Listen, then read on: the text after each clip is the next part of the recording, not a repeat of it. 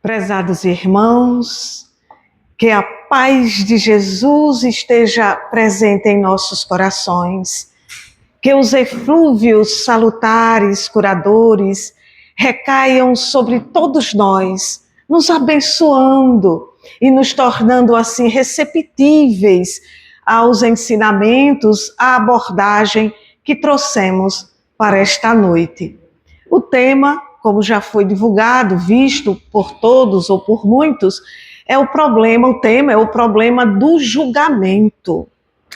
E para darmos início a essa abordagem, nós trouxemos, como sempre fazemos, uma pequena história ilustrativa, que logo de início nós vamos perceber do que vai ser falado durante todos esses minutos que estaremos aqui. Então, dois monges, eles peregrinavam, estavam em peregrinação, quando chegaram a um rio e avistaram à margem uma jovem que queria atravessá-lo para a outra margem, mas ela não conseguia e por isso parecia um tanto quanto agitada. Um dos monges, sensibilizado com a situação da jovem, tomou-a em seus braços e atravessou com ela para a outra margem. Logo feito isso, seguiram os dois em continuação a peregrinação. Mas o outro monge começou a falar e por 2 horas o monge que havia carregado a jovem se mantivera calado. Mas, depois de um silêncio profundo, ele então ouve o outro monge, o monge que não havia carregado a jovem, falar: "Você não devia ter feito aquilo. Você tomou aquela mulher em seus braços. E a nossa ordem é firme em asseverar que não se deve tocar em mulher alguma. Você errou fortemente." O monge que havia carregado a jovem, após ouvir durante muito tempo aquele resmungão, voltou-se para ele e de forma serena lhe disse: "Eu a deixei no rio há 2 horas e você desde então a carrega. Por que você continua carregando-a em seus braços?" Desta forma, nós somos como crianças, distraídas da finalidade, do objetivo de estarmos encarnados aqui no planeta Terra. Nós nos distraímos e, por vezes, esquecemos as leis de Deus, as leis naturais que estão escritas em nossa consciência. Distraídos, esquecidos, vamos seguindo. E isso se dá porque nós nos deixamos conduzir por hábitos e viciações ao longo dos séculos e, por vezes, milênios. Nós fomos nos deixando levar por viciações e por hábitos que estão ali inseridos em nós e que foram inseridos por crenças limitantes, por princípio cultural, por ideias religiosas, e nós, ou porque pertencemos a grupos, aquele grupo determina que seja assim, e nós fomos permitindo que isso fosse inserindo em nós de uma tal forma que nós passamos a não saber construir uma ideia, uma opinião individual. Nós não conseguimos, por vezes, construir uma opinião própria, individual, firme, segura. Não conseguimos. E mostrar uma visão amadurecida da vida, em todo o seu contexto, em toda a sua dimensão. Estamos ali apegados, amarrados a esses estados que foram ali introduzidos em nós e que nós permitimos, não é? Então, dessa forma, nós não conseguimos andar, caminhar. Nós nos deixamos levar, arrastar pelos outros. São os outros, a opinião, a ideia do outro. Nós não conseguimos vencer mesmo, às vezes, um preconceito, uma situação preconceituosa, porque está muito inserido em nós, está ali muito penetrante, enraizado, e a gente não consegue, nós não temos uma visão ampla, uma percepção ampla, dilatada das coisas. Nós não pensamos em analisar as coisas com o olhar de Jesus, que possivelmente enxergaremos Deus. Nós seguimos com aquele primarismo, com aquele primitivismo, com aquela realidade, por vezes ainda um tanto quanto animalizada das coisas, e não conseguimos avançar. E isso estagna-nos. Isso faz com que a gente pare, porque cria dificuldades para nos conhecermos, para conviver conosco mesmo e com os outros. Nós vamos tendo dificuldade de nos autoconhecer, porque quando vamos começar o processo do autoconhecimento, nós paramos. Não, isso está certo assim, é correto assim, eu estou certa, eu estou correta nisso. Então a gente não se conhece, não se compreende e não compreende muito menos os outros.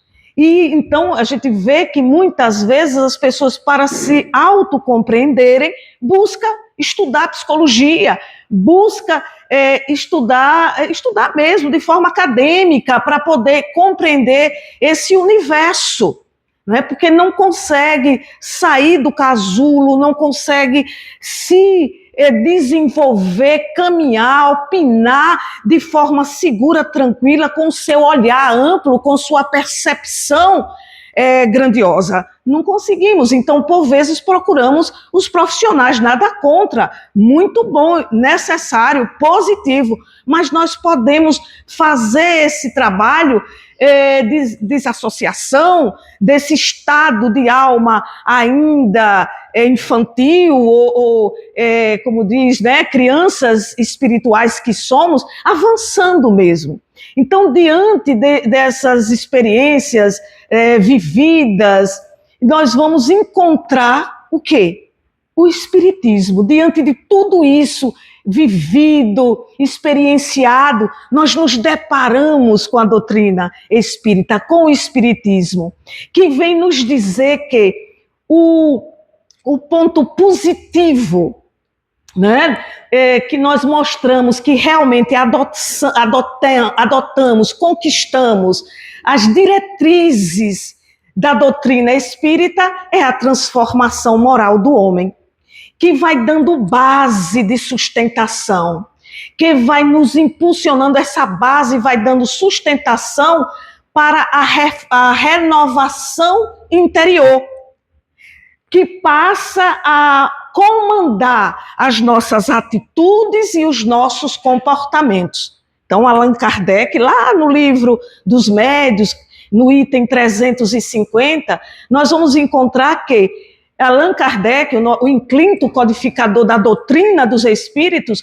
nos dizendo que é na transformação moral do homem que a criatura, que nós vemos o efeito primeiro das nossas próprias conquistas, igual dissemos há pouco. Por quê?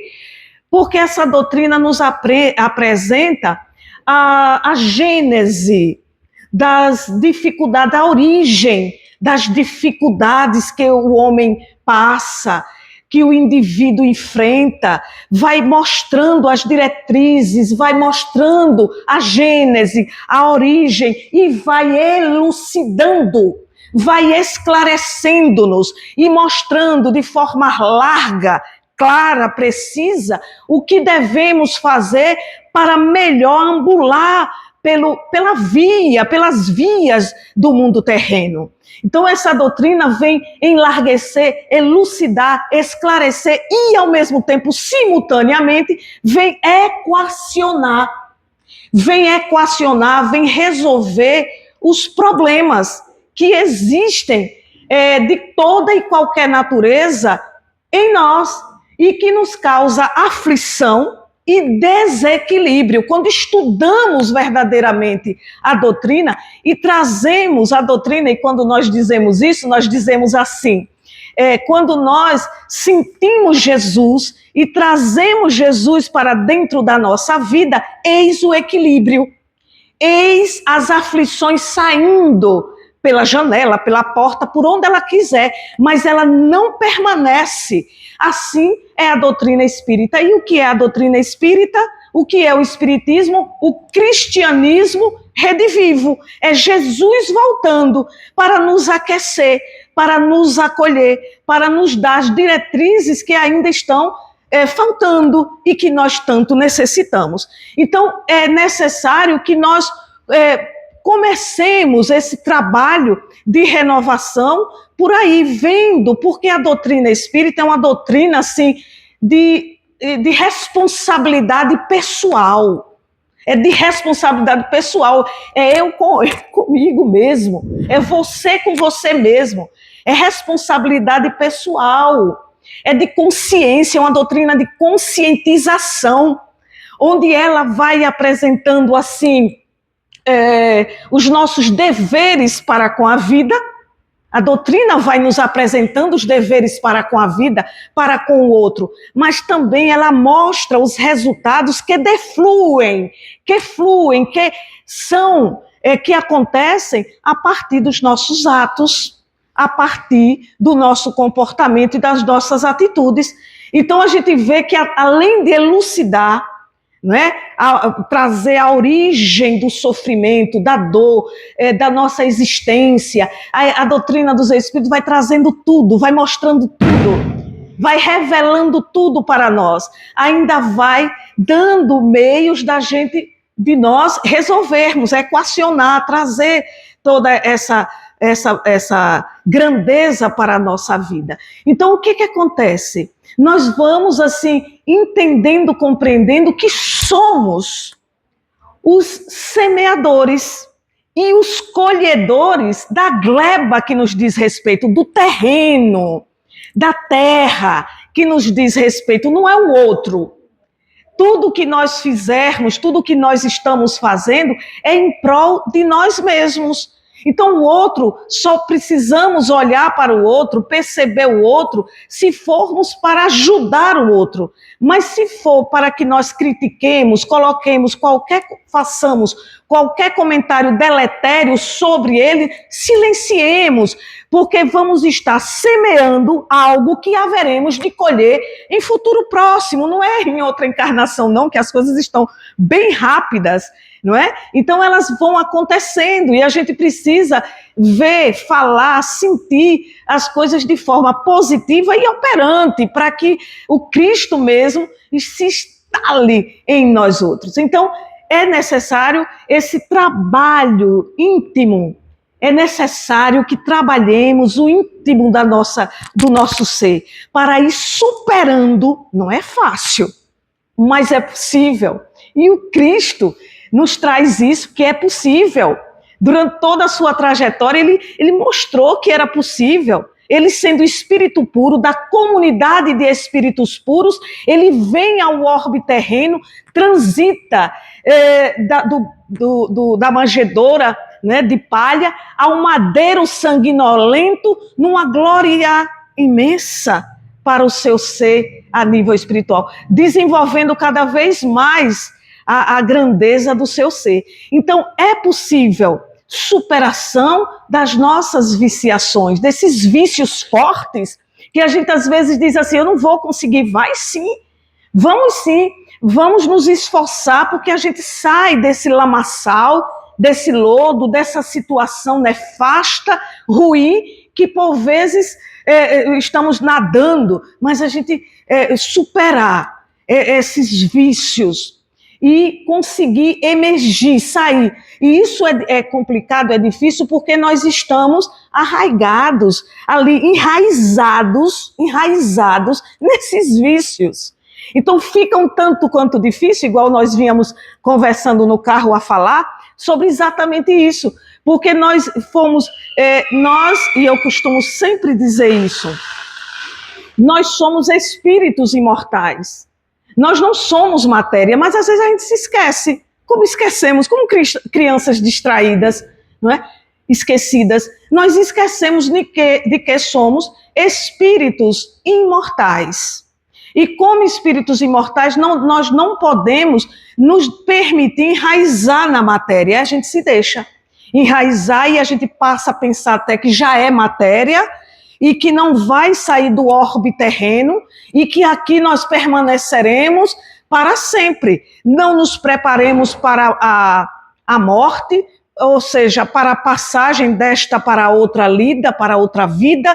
Nós não nos preparamos, esquecidos de que, hora ou outra, nós teremos que deixar este corpo. E nós vamos simplesmente vivendo de conformidade com o que nós achamos, acreditamos, pensamos de forma distorcida, sem buscar as origens, a gênese, a elucidar toda a nossa... Né? E a gente lembra Leon Denis quando ele diz: qual é o homem que em noite sombria, em noite escura, tempestiva, e a gente usa no sabor, fala de Leon Denis, no sabor da nossa própria emoção.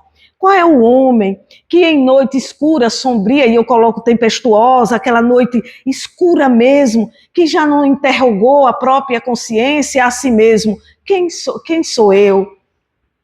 De onde vim? Para onde vou? O que estou fazendo aqui? Qual de nós não já se fez esse questionamento, diz o nosso nobre Leon Denis. E aí a gente vê que quando a gente faz, as respostas vêm. E a gente faz essas perguntas e hoje a gente tem todo o Pentateuco, toda essa doutrina espírita nos trazendo e nos dando todo esse legado, toda essa realidade maravilhosa que nós podemos crescer muito, desenvolver bastante e sair desse estado de crítico, de julgador, de condenador das ações, das atitudes alheias. Então, dessa forma nós precisamos entender que a gente tem que nós vivemos muito preocupados, ocupados com coisas, acontecimentos, pessoas, não é? E isso tudo vai causando um tumulto em nossos pensamentos que exprimem e que saem, que vão para fora, criando assim situações difíceis para os outros e para nós mesmos, porque nós refletimos, os pensamentos giram, porque o que acontece é o seguinte: nós temos uma tendência a criar um mundo irreal. Nós já temos essa tendência de criar um mundo irreal, peculiar, que gira em torno de pensamentos que refletem o nosso estado de alma, refletem o que que refletem nas nossas ações e nas nossas atitudes, nos nossos comportamentos. Vai envolvendo de uma tal forma que a gente passa a não ter sossego, a não ter calma, a viver perturbado. Por exemplo, nós vamos fazer um exame médico. E nós temos a tendência de criar um mundo, não é? Situações. Então, a gente já estabelece: estou com uma doença incurável por conta de uma dor, por conta de um padecimento, por algo que está nos acontecendo. A gente vai e faz o diagnóstico, a gente já não faz o exame, a gente não se alimenta mais, a gente não quer mais se cuidar, não quer ouvir os irmãos, não quer mais nada, já quer acomodar-se ali para morrer. E quando o diagnóstico do exame sai, o médico diz: a sua saúde é maravilhosa. Esse aparelho aí, urinário, os rins, o estômago, não tem problema nenhum. Seus rins estão saudáveis. Os rins por conta de uma situação real, né? Então, os seus rins estão saudáveis. Então, mas antes a gente deixou de brincar, de passear, de ir comer as comidas julinas, de viver, porque nós ficamos ocupados, preocupados e ocupados com aquela situação que não veio e não vai vir. Não vai vir, mas a gente já está doente, já quase morreu, né? Já está até morto, porque a mente criou. Então nós precisamos ter cuidado para não nos ocupar. É por isso que falamos anteriormente, que a gente tem que cuidar da intimidade do nosso ser, para superar vícios fortes.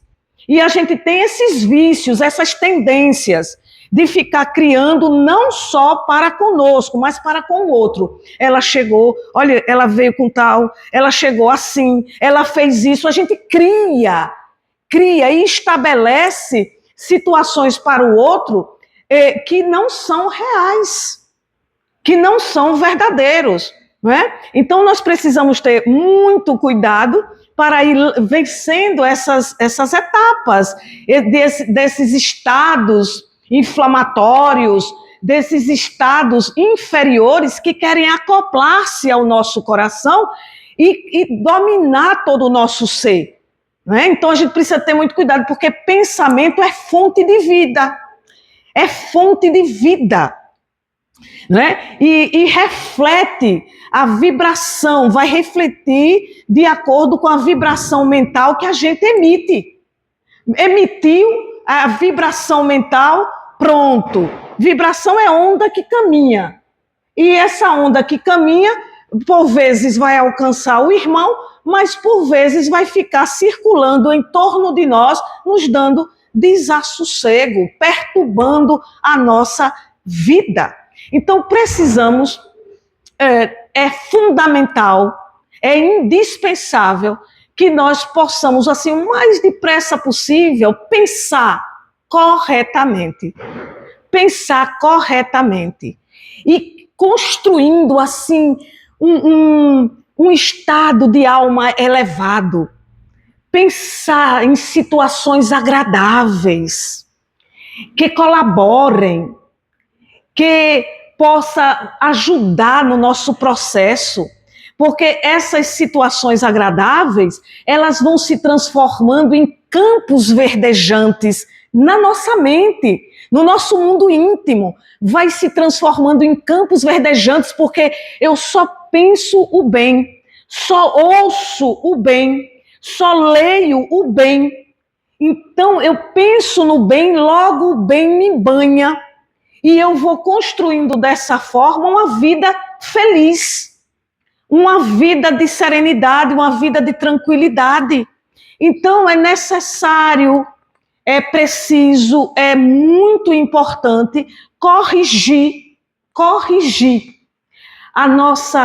os nossos pensamentos, não só pensar corretamente, mas corrigir os nossos pensamentos. Quando vier um pensamento de enfermidade, um pensamento perverso, um pensamento de doença, enfermidade, ótimo, perverso, de sensualidade, substituir por outros pensamentos edificantes, que venham dar retorno de satisfação, de saúde, de bem-estar, de ânimo, de fortaleza para poder vencer, aliás, fortaleza para poder enfrentar as lutas da vida com serenidade. E nós vamos seguindo para as nossas vivências de forma tranquila, de forma amena, enfrentando as dificuldades, os problemas, mas com serenidade, sem se espantar muito com o irmão que age assim, ou dessa forma, ou dessa outra forma. Não vamos nos espantar, porque a gente sabe que estamos num mundo de provas e de expiações ainda, que as pessoas ainda são frágeis e que nós mesmos somos muito frágil. Cada um de nós todos nós somos muito frágeis. E quando a gente consegue ver, entender isso, a gente passa a respeitar e a considerar toda a decisão dos nossos irmãos do caminho, seja qual for. São as escolhas dele. A primeira coisa que a gente precisa entender é que a escolha é dele. A escolha não é minha, a escolha é dele, e respeitar. Se nós pudermos fazer um comentário, um conselho, uma orientação qualquer, e o irmão aceitar e tiver... E aí a gente volta na questão do evangelho, quando ela fala ali sobre a autoridade moral, que nós precisamos ter autoridade moral para poder chamar alguém para orientar, para aconselhar, para dizer uma palavra ou outra. Se a gente vai com preconceito, com situações de achismo e de si, nós vamos nos colocar e o outro vai dizer: quem é você? Então precisa ter a autoridade moral para poder chegar a qualquer pessoa e querer se fazer ouvir. Do contrário, seremos aquelas pessoas pregando no deserto. No deserto, a palavra vem, a palavra chega, mas não alcança o outro. Por quê? Porque nós não temos autoridade moral. Quando temos, todos ouvem, todos param, todos prestam atenção, todos querem saber. E o que é que está sendo dito? O que é que vai ser dito a mais? As pessoas param, os nossos filhos, e a gente traz sempre toda a nossa palestra, a gente sempre traz para os filhos, netos, sobrinhos, as pessoas que compõem a nossa família. Então, nós precisamos ter essa autoridade moral, analisar esses hábitos mentais distorcidos das coisas, porque na hora que um filho nos questiona, na hora que um filho ou uma filha se apresenta numa situação duvidosa, numa situação que pode causar danos maiores, nós chegamos com a palavra. E é impressionante como nós impregnamos o filho, a filha, o irmão, a irmã, de fortaleza, de ânimo, sem julgamento, sem pressão. Apenas a nossa presença já é querida por eles. Já é pedida por eles, para que nós estejamos, para que a gente faça um comentário, diga o seu pensamento sobre isso. E nós vamos dizer, podemos dizer, nós não concordamos, mas estou aqui para apoiar, para ajudar no que for necessário e preciso. Estou aqui, conte conosco, mas a escolha é sua. A gente não concorda, mas respeita. Dessa forma a gente segue célere, felizes, dentro do nosso lar e fora dele. E mais, conosco mesmo. Então, aquele moço resmungão, aquele monge resmungão, ele tinha uma sensualidade ainda dentro dele. Ele ainda tinha hábitos mentais que o ligava à questão da sensualidade. Então, ele queria ter tomado, de certo, aquela moça em seus braços. Ele ainda sentia necessidade daquele aconchego, daquela proximidade. E, pela ordem, ele era obrigado a se conter, a mais uma vez ficar paralisado diante de algo que ele precisava exteriorizar, expandir, sob pena de chegar no plano espiritual e não ter vivido na Terra conforme foi desenvolvido para que ele fizesse aqui na Terra. Então, às vezes a gente camufla, disfarça vícios de sensualidade e, como dissemos, de perversidades. Nós temos ainda, mas travamos, ou de sentimentos nobres que a gente já tem, mas a gente não coloca para fora porque o que é que os outros vão dizer, o que é que os outros vão pensar. Então, isso vai criando dificuldades. A gente percebe que se fosse pelo monge resmungão, ele jamais teria atravessado com aquela moça para o outro lado do rio, para a outra margem.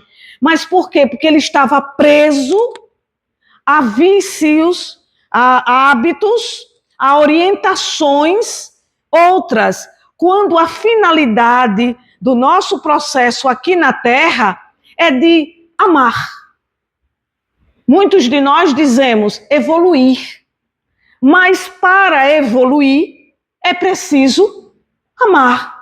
Amar ao próximo como a si mesmo, amar a si e depois lançar o olhar, estender as mãos ao outro, a fim de que saiamos daqui numa condição melhor. Quando nós julgamos,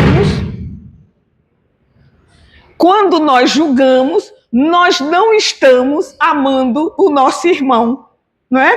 Quando nós julgamos, efetivamente a gente não está amando e estamos evoluindo. Quer dizer, a gente não retorna, né? Não retorna, não volta, não existe essa coisa de você voltar, mas você estagna. Nós estagnamos, nós paramos. O que aprendeu até agora, o que entendeu, o que fez até agora não se perde, mas a gente estaciona.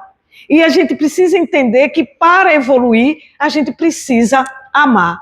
Então, quando as dificuldades elas se apresentam, reais, mas a gente precisa perceber que se algo nos chama a atenção com relação ao outro, ou nós somos tocados por um comportamento do nosso irmão, a gente olha, vê um comportamento errado, uma atitude errônea, algo que está fora do contexto, que se algo está ali, a gente julga, condena, olha, fomos tocados e temos ainda a vontade de reagir, precisamos parar e ver no que é que eu preciso despertar.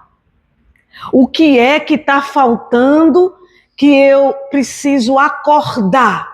Porque eu estou julgando meu irmão na sua maneira de ser, na sua maneira de agir. O que é que está faltando em mim? Porque às vezes é em nós. Então é como se fosse um espelho projetado à nossa frente, o outro. Quando nós vemos erro no nosso semelhante, é provável que nós estejamos precisando não corrigir, mas se autocorrigir. Precisamos prestar atenção no que nós estamos fazendo, porque a ação dele nós estamos vendo com amplitude. Claro que existem situações que a gente vê que a gente não faz. A gente não faz aquilo e a gente ora. E aí o que é que eu faço, Célia? Vamos orar, meu irmão. Vamos vibrar por aquelas pessoas que estão no erro, que estão fazendo o errado, mas que a gente não tem alcance e nem autoridade moral. Talvez até tenhamos autoridade moral, mas eles se colocam numa redoma, por vezes, que não conseguimos penetrar. Então deixemos e façamos o quê? Oremos. Oremos pelos nossos irmãos. Então todas as vezes que nós quisermos julgar o outro, olhar, ver algo que, uma vontade de ir lá e fazer assim, precisamos rever o que está faltando em nós. O que é que está faltando? Que essa reação veio pulsante, veio gritante de dentro para fora e a vontade foi lá, de ir lá e reagir de uma forma pesada sobre o outro. O que é que está acontecendo? Então a gente precisa parar para refletir. E essa doutrina nos dá todas as diretrizes para que a gente pondere e tome a melhor atitude com relação ao outro, sob pena de nós mesmos sofrermos. Vamos sofrer. E é tão interessante porque quando a gente não faz qualquer comentário, quando a gente silencia e deixa as coisas fluírem, né, defluírem, seguirem o rio, se buscando o mar, quando a gente deixa acontecer, que a gente chega em casa e que a gente orou, em silêncio ficou, e quando a gente chega em casa, meu Deus, obrigada. porque eu consegui ficar em silêncio diante daquilo que eu não podia modificar. Eu fiquei em silêncio, gratidão, meu Deus, obrigada. A gente tem esse tipo, essa espécie de reação, porque a gente antes não conseguia silenciar, aquietar e verificar. É automático quando a gente estuda. A gente coloca logo para nós, a gente pega aquela situação e traz. E se fosse eu no lugar dele? Se fosse eu no lugar dela? A gente faz logo, isso é instantâneo.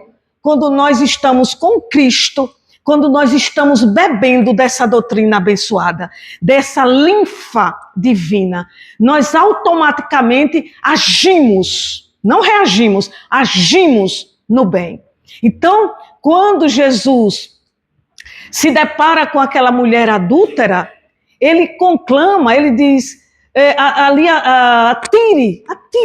atire a primeira pedra aquele que não tiver pecado.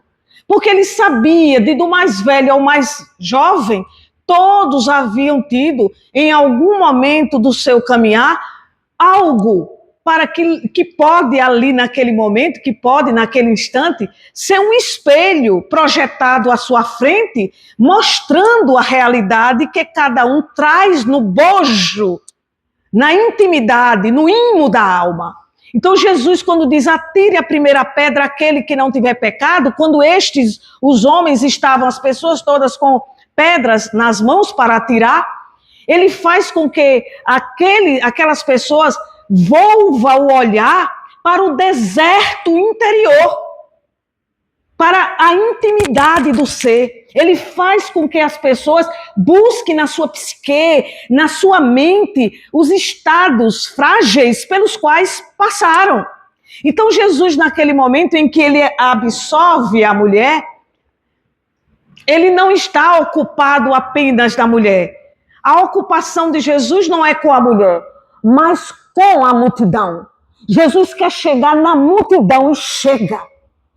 A mulher ali paralisada, parada, com medo, com receio. E aquelas pessoas, os homens, aquelas criaturas, tudo em volta. E uma por uma, a multidão que estava em torno daquela mulher, um por um, do mais velho, narra-nos o autor espiritual, né? Que do primeiro ao último, do mais velho ao mais novo, foram jogando as pedras ao chão. E foram se retirando. E Jesus pergunta, mulher, cadê os que te condenavam? Foram embora, saíram, não... já foram. Pois é, vá e não peques mais.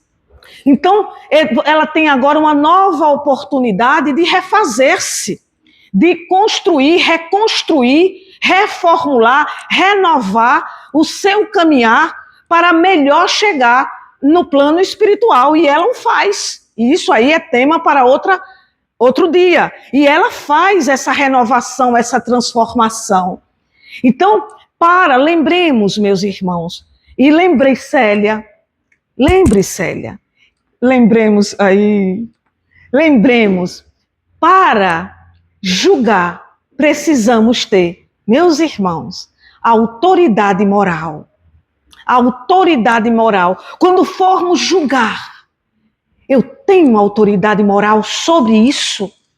E nós lembramos que Mahatma Gandhi, uma mulher o procurou certo dia e disse, Gandhi, diz a esse meu filho para não comer açúcar. Ele comia muito açúcar. Todos sabem, todos conhecem, tudo que eu falei hoje aqui, todos sabem, é tema para rever. E então, Gandhi diz a este menino que não coma açúcar, ele diz, daqui a 30 dias volte aqui. E então, passado 30 dias, a senhora volta com o seu filho. E quando retorna, ele diz, sim, pois não, o senhor disse para eu vir aqui com 30 dias, que o senhor teria algo a dizer.